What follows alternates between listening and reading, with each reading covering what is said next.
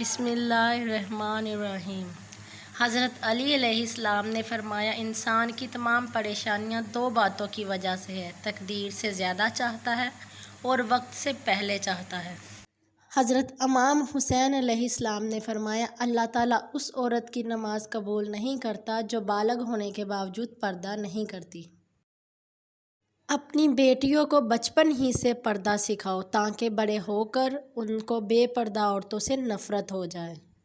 حضرت علی علیہ السلام نے فرمایا، تمہاری عورتوں میں سے سب سے بہترین عورت وہ ہے جو اپنے کردار میں پاک دامن اور شوہر کو بے حد پسند کرنے والی ہو۔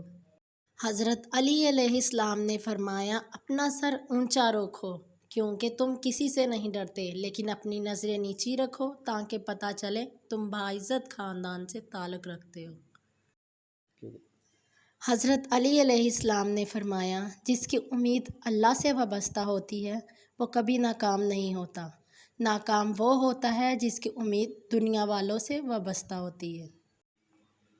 حضرت علی علیہ السلام نے فرمایا، خاموشی ایک عظیم نعمت ہے، خاص طور پر اس وقت جب اختلافات زیادہ ہوں، آوازیں بلند ہوں، علم کی کمی ہو اور دلیل کی کوئی اوقات نہ ہو۔ اگر آپ کو ہماری یہ ویڈیو اچھی لگی ہو تو چینل کو سبسکرائب کریں۔ اللہ تعالیٰ آپ کو جزائے خیر دے۔ اللہ حافظ۔